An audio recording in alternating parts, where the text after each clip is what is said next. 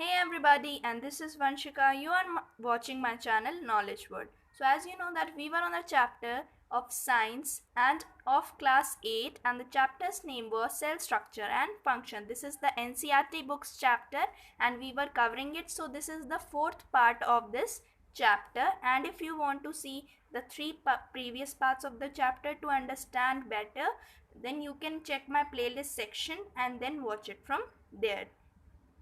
So let us start with our remaining topics. So as you know that we were discussing this chapter, we were learning this chapter from the site Ask IITians, and you can prefer this site for your science chapters. So let us begin. Firstly, we have done the discovery of cell and the brief about cell. Then certain facts also we have covered. We have covered about number of cells and organisms on the basis of number of cells. Then shapes of cell. Certain diagrams are given here on the basis of their shapes. Size also we have covered, and cell structure and function. This through this chart we uh, learnt it very nicely, and these are the two experiments which are also given in your NCERT book. If you are interested in doing such experiments, then you can read the whole procedure from there and then perform these activities.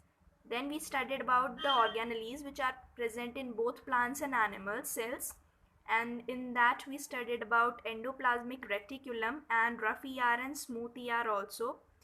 Then we studied about ribosomes, Golgi bodies, mitochondria, lysosomes, vacuoles, plastids. I would like to tell you that plastids are found only in plant cells, and vacuoles are found in both the cells, but in plant cells comparatively large vacuoles are there, and in animal cell small vacuoles are present.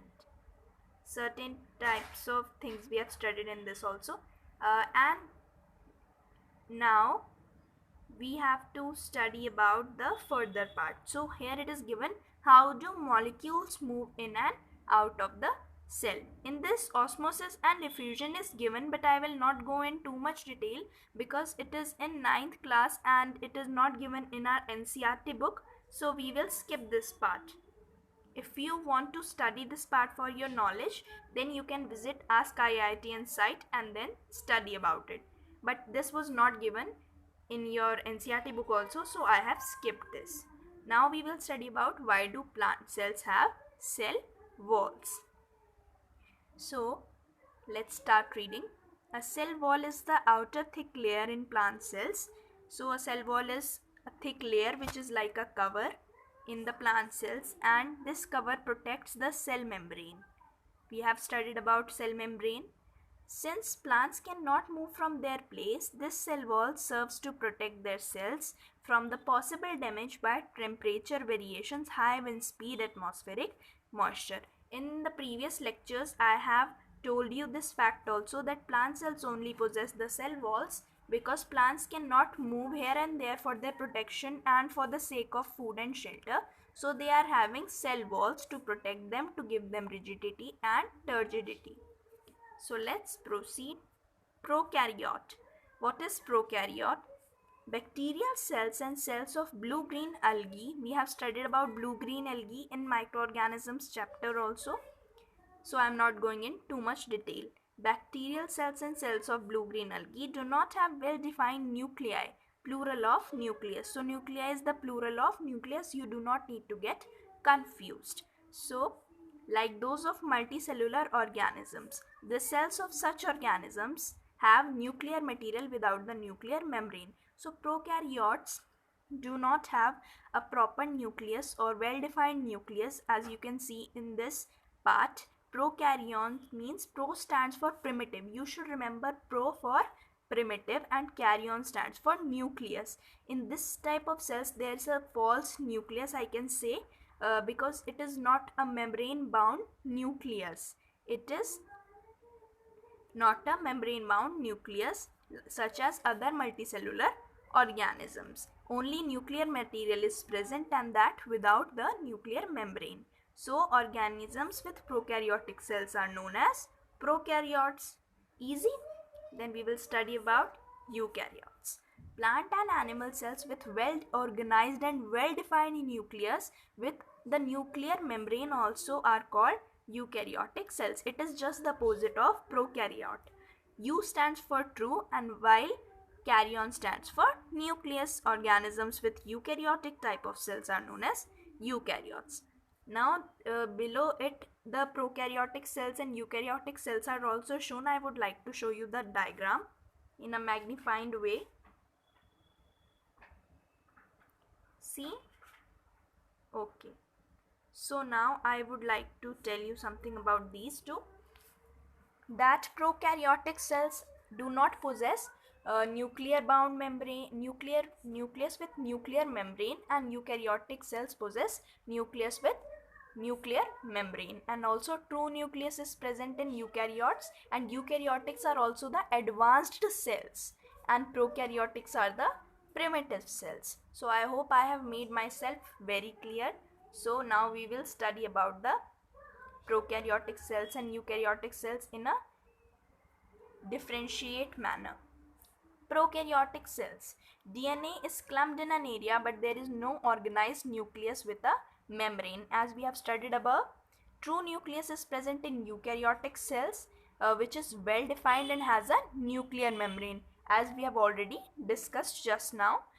Then prokaryotic cells do not have an organelles except ribosomes. I would also like to tell you that prokaryotic cells are primitive cells and they are not having proper cell organelles or proper cell components. But eukaryotic cells are having all. As you can notice in these two diagrams that eukaryotic cell is filled with cell organelles, but prokaryotic cell is not having organelles. So do not have organelles except ribosomes only. You can see ribosomes here. And in this prokaryotic cells, nucleoid is there. No nucleus, nucleoid is there. Usually have organelles like Golgi bodies, lysosomes, endoplasmic reticulum in eukaryotic cell, as we can see in the diagram also. Prokaryotic cells are smaller in size according to the diagram, and examples are bacteria and blue-green algae. And eukaryotic cells are larger in size, for example plant and animal cells. I hope I have made myself very clear. So comparison of plant and animal cells now we will study. Now we know that both plant and animal cells have cell membrane, cytoplasm, nucleus and nuclear membrane. We have already discussed this in our previous parts of these cell. We also know that only plant cell, bacterial and fungal cells have cell walls. Just now we have studied. So this is a plant cell. You can just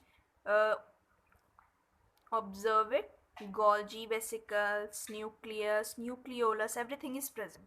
And this is a plant cell. So I would like to tell you that if such question comes that some in your exams or something, so there is a question that identify this type of cell. So you can easily identify which type of cell is this. This is a plant cell, as you are observing, and the nucleus is present at the edge of this cell in the plant cell. So you should always remember that nucleus is present at the edge of the cell. It is also called the periphery of the cell. So whenever such type of questions with diagram come, you should always see the position of the nucleus and the type of vacuole. There is a large type of vacuole in this. So these two things will always make you understand that which type of cell is that, and you can easily organize the easily identify the type of cell. So in the plant cell, the nucleus is at the periphery, whereas in the animal cell it is located in the center, and you cannot see any type of vacuole or small vacuoles will be present in that diagram. So this is the main kind of major difference this is between the animal and plant cell. You can observe this also, this animal structure, animal cell structure, you can observe this also. Okay. So we will read this, what is given here. There are some other differences in plant and animal cells that you need to know. What are these differences? We'll read about this.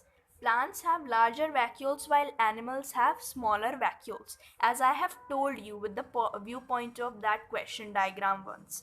So vacuoles store food or water of plants and even store waste products until they can be discarded.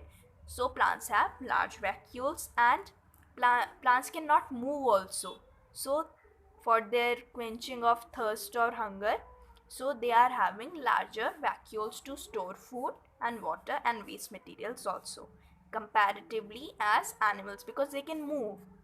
Only plant cells have plastid. They help in manufacturing or storing food, because animals can move easily for their food, but plants cannot move. So they have to make their own food, and for that they need storage of food, and it only happens because of plastids. Only animal cells have centrioles. So what is centriole? Centriole helps in the division of cells. You only need to know this much about the centriole. So I hope this chapter was very interesting to you, and only this much is there present in the site, and the whole chapter is covered within this. With this we come to an end of the cell chapter, and this was the fourth part, which was the last part of this video of this chapter. You can now easily watch all these 4 parts which are present in my playlist section. Also, I would like to give you an advice that you can prefer the book Lakhmir Singh Science for your exam preparation, because many types of questions are given in that book, and I'll give uh, the full name of the book in the description box, as well as the link to watch all those 4 parts in the description box. You can easily see from there. If you like the chapter explanation by me, so please strike a like, share the video with your friends to help them, and subscribe to my channel for such best explanations of all the chapters of class 8. Please subscribe to the channel, as you will be getting each and every study material here which is needed for the students further also. And stay tuned with me. Bye bye, and I'll be back with another chapter video soon. Thank you for watching, and keep watching Knowledge World.